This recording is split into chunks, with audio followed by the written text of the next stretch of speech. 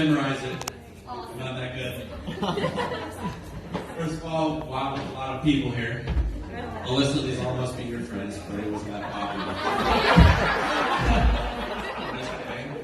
Thank you everybody for coming tonight. It's a beautiful night.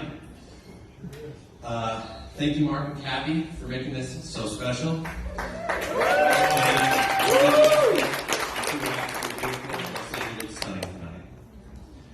How did you pull this off, bud? When Brody asked me to be his best man, I was honored. Then he told me there was an open bar, and I said, I'll show up. In our friend group, there were 3 Austins, 2 Justins. The Austins were lucky enough to be called by their last names. Us Justins, on the other hand, we had other names. There was White Justin, and I'm Asian Justin. So today I rely on my ancestors for the rest of my speech. I got a fortune cookie here. Open that up for me. Alright, what is this one? Let's go. Oh, damn. It says, how about another fortune?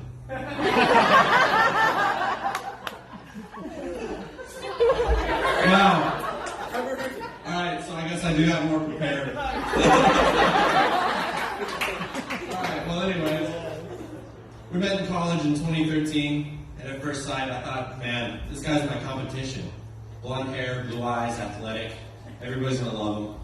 I'm from California, long hair, skinny kid, 2 coasts battling it out. Well, then I realized we go to college in the middle of a cornfield. Everybody likes lifted trucks and mud. That wasn't us. So, he wasn't the competition, he was my ally. If you didn't know, we used to lift weights together. As you can tell, maybe not with me so much, but he was my swole mate. So, after every class, he would call me just to update me how his class went. Or every 30 minutes, 7 times a day minimum. So, he was my swole mate.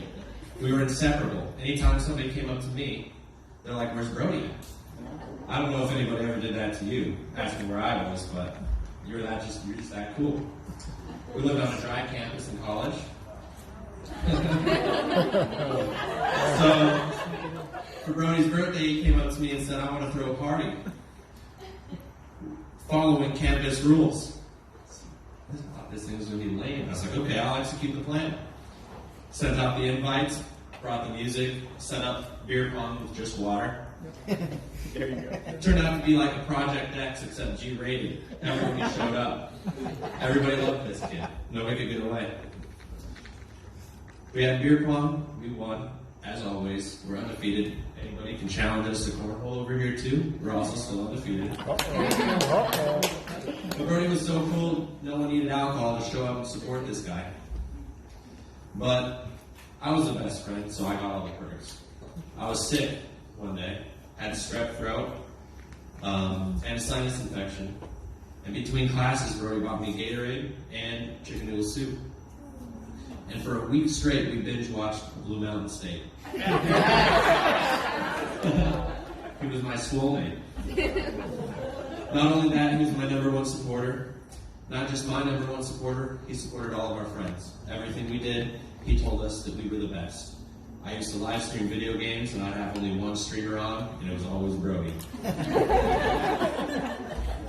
thought I was better, but he was always there for me. In 2016, however, I was no longer the only one. Brody's door was closed. I walked up to his room, just walked in. That's what we did. And he was in a video chat with Alyssa.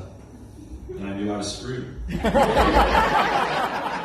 I knew right away she would steal his heart. How could she not? She's beautiful. She's smart. She was perfect for him.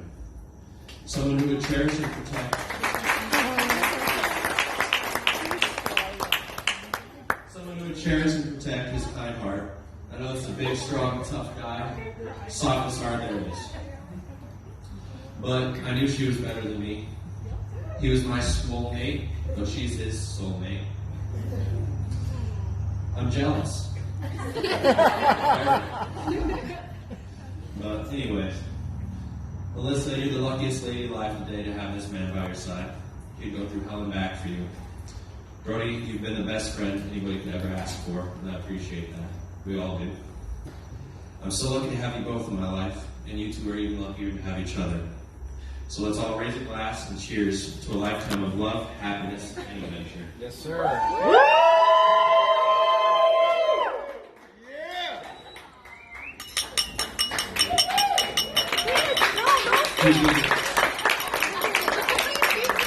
I didn't have any silverware.